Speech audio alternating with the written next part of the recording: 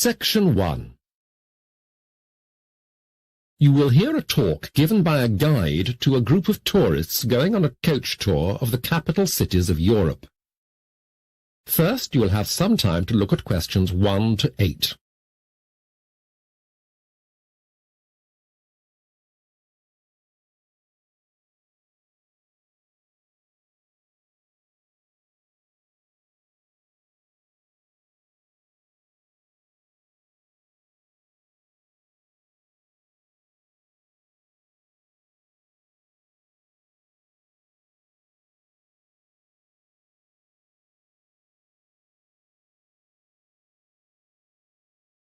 You will see that there has been an example written for you.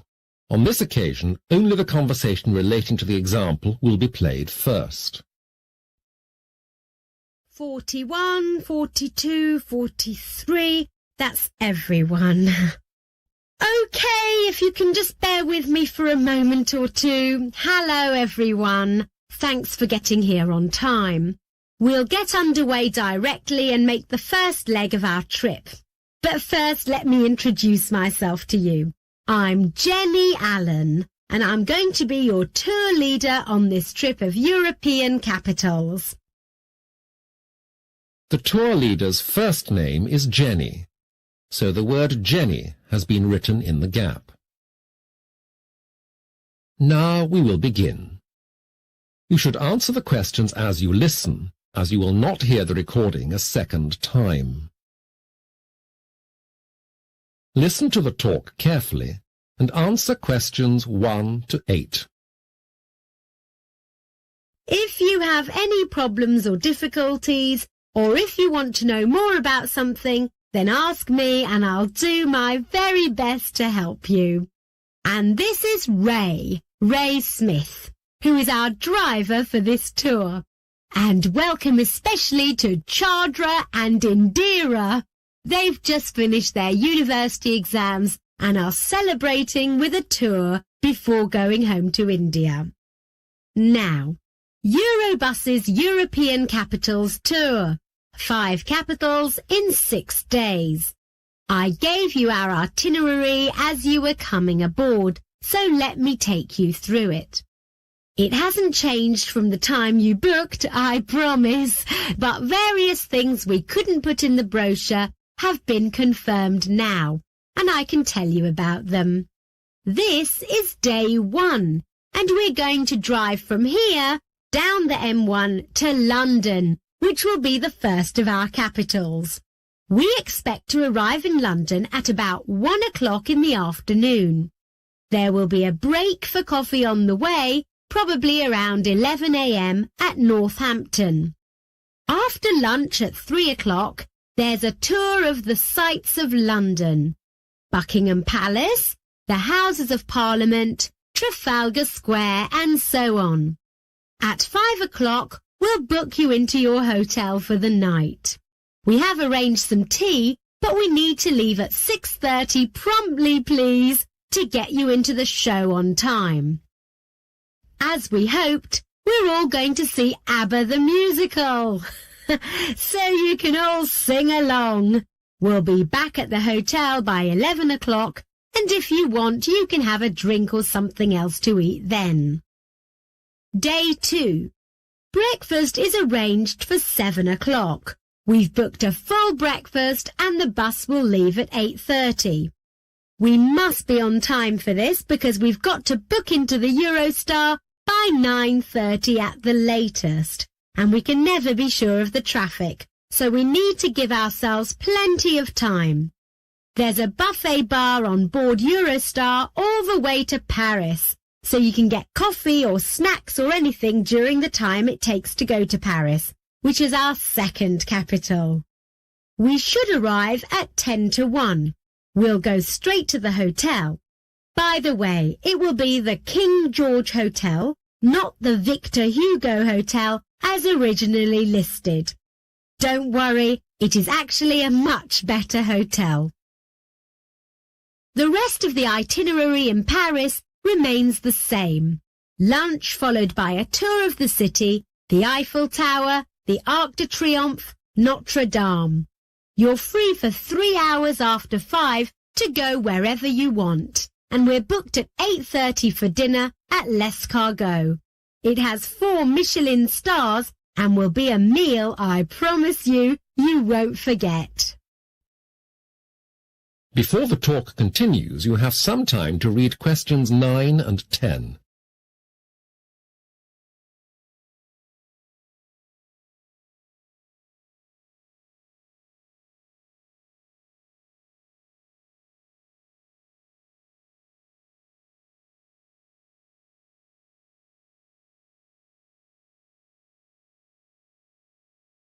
Now listen carefully and answer questions 9 and 10. Now, I appreciate this is a lot to take in, so I won't go through the rest of it in any detail, although you can ask me later if you want. I'll just point to some of the minor changes so they don't surprise you later. Day 3, we'll drive to Brussels. The trip round the chocolate factory is now confirmed. It will be the Leonidas factory. I'm looking forward to that. There won't be a bus tour of Brussels because there are elections on day 3 and large parts of the city will be blocked off. So we've arranged a walking tour instead. If any of you feel that doesn't appeal, then see me and my colleagues in head office will try to arrange something else instead. Day 4 is Luxembourg and there's no change there. Day 5 is Berlin. Day 6 is Amsterdam. Not exactly a capital city, but the biggest Dutch town. We have been successful at getting you into the Van Gogh art exhibition there. I know some of you will enjoy that. Then it is back on the ferry and we hope to be in Wolverhampton by midnight. That is the end of section 1. You will have half a minute to check your answers.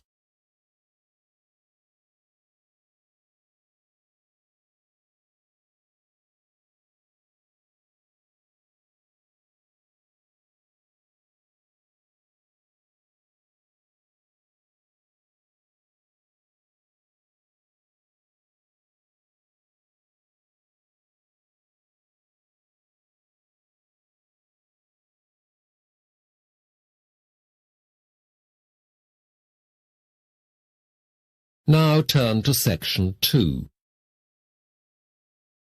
Section 2.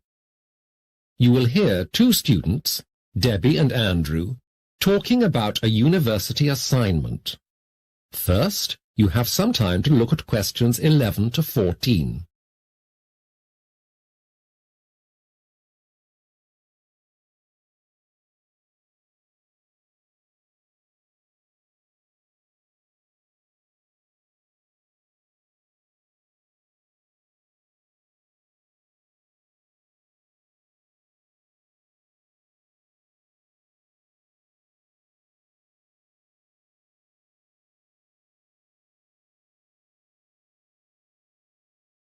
Now listen carefully to the discussion and answer questions 11 to 14. Hi, Andrew. I told Dr. Ball that you were under the weather and he gave me the details of the next assignment so you can get on with it when you're feeling better. Well, thanks, Debbie. Another essay? Actually, it's not an essay. We've got to give a presentation to the rest of the group and prepare handouts for them. We? Is it group work? It's you, me, Jessica and Mark. It's a business planning exercise. We'll take a hypothetical new business and we'll prepare a business plan for it and then explain it to Dr. Ball. We've got 6 weeks to do it. So, how do we approach the task? Dr. Ball suggested we took the idea of running a paramedical training company in the Middle East. OK. So who's doing what? Well, we had a chat, and we thought you could help Mark. There's quite a bit of medical training in the Middle East, so we can get quite accurate financial costing into this. Mark will do that. He's good at figures. That's good. I can help. I had a job last summer in an accountant's office, and I've got experience with figures. Anyway, what are you and Jessica going to do? We can do some more research on the smaller companies in the area who do medical training, while you and Mark can concentrate on the bigger firms. Both Jessica and I have good research skills. You now have some time to read questions 15 to 20.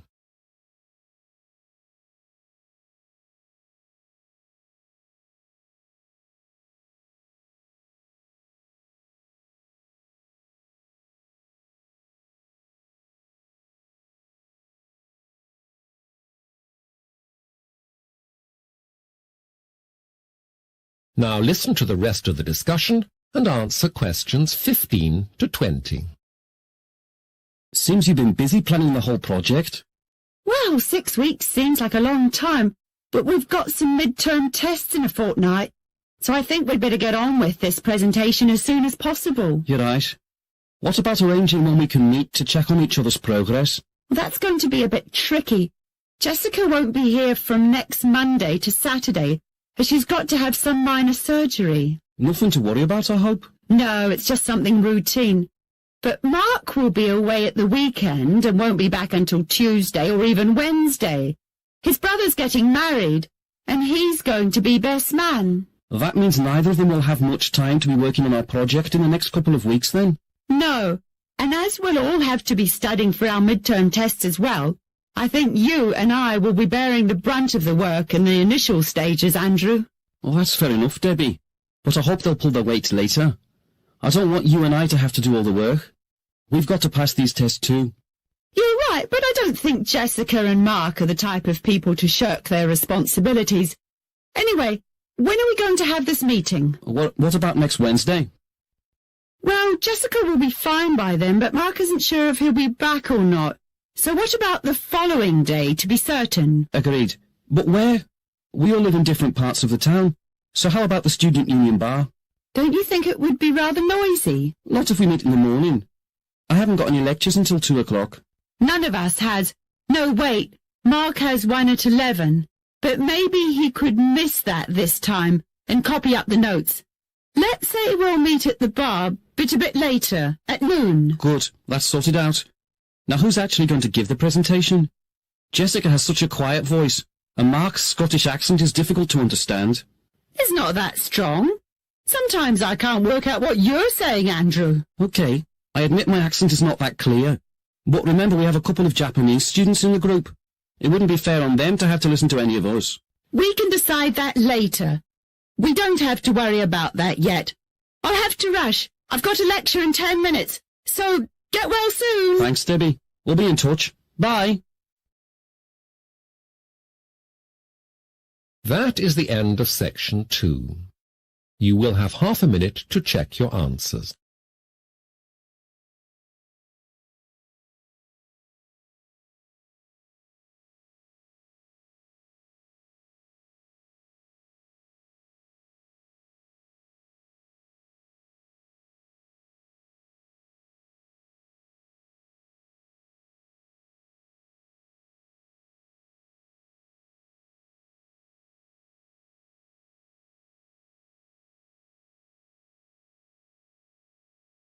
Now turn to section 3. Section 3. You will hear a conversation between Mrs. Davies and a lady she is interviewing called Gina. First, you have some time to look at questions 21 to 27.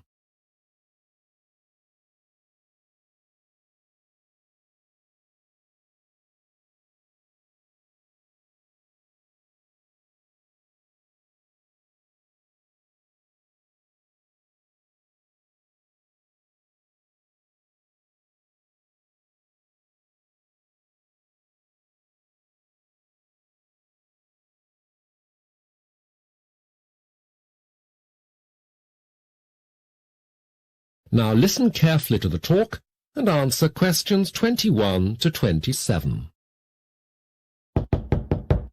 Mrs. Davis, hello. Can I see you for a moment? Gina. Hello. Hello, Mrs. Davis. It's about the job as assistant in the language department. I hope I'm not disturbing you. No. Of course not. I was rather thinking you were coming to see me with the others tomorrow. Didn't I make an appointment for you? Yes, but I've got a bit of a problem. I have to go to London tomorrow to meet my father. He is coming over here for a business meeting. I wondered if we could rearrange it. Yes, of course. Right. Now, I got your application form, haven't I? Yes, here we are. Gina Baracco. So, tomorrow's out. How about Thursday afternoon at 2 o'clock? Oh, that would be fine. That's perfect. Actually, I'm glad you came in, because there were one or two things our personnel department wasn't sure about when they checked your application, and I can ask you about them now. How do you think you'd manage? I mean, your spoken English is pretty good. How do you think you'd manage the administrative side of things in English? I need to comment on the level of your English. Well, actually, I'm not too worried about that kind of thing. Before I came here, I worked as a clerk in a bank for 2 summers.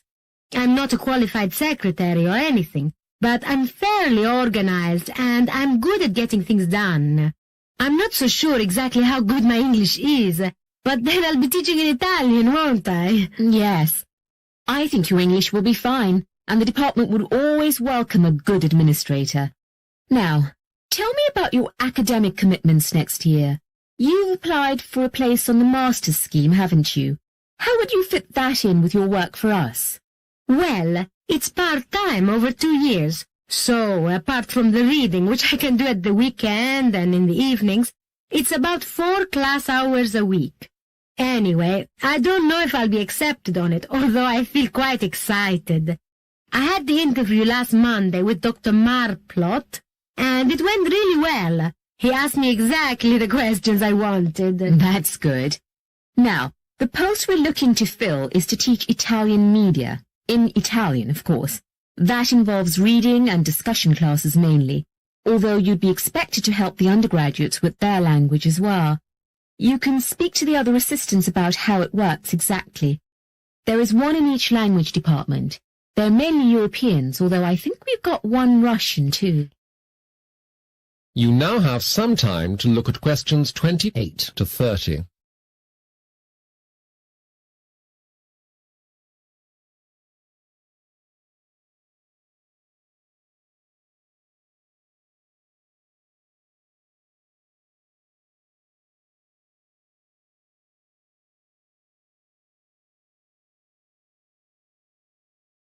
Now listen to the rest of the conversation and answer questions 28 to 30.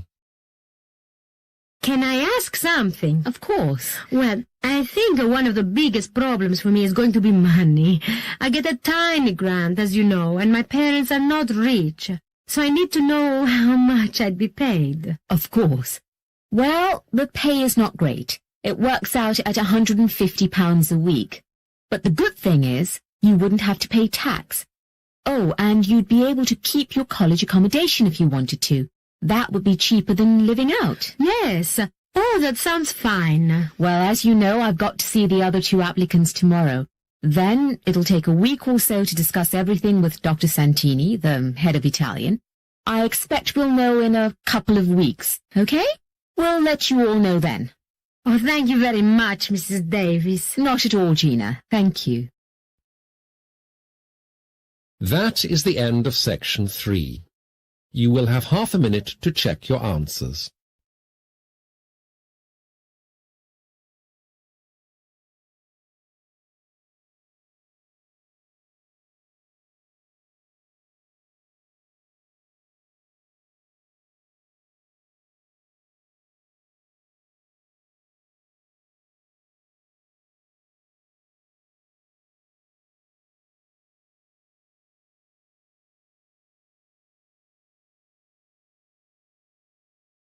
Now turn to section 4.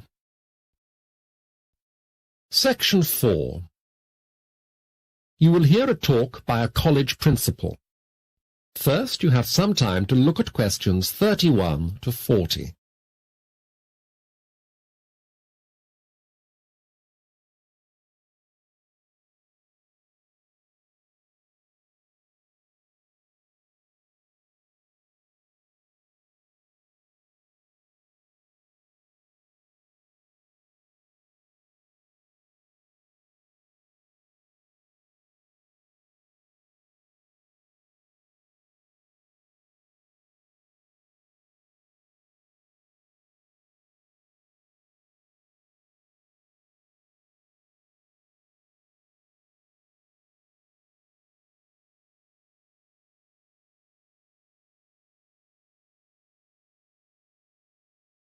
Now listen carefully to the talk and answer questions 31 to 40.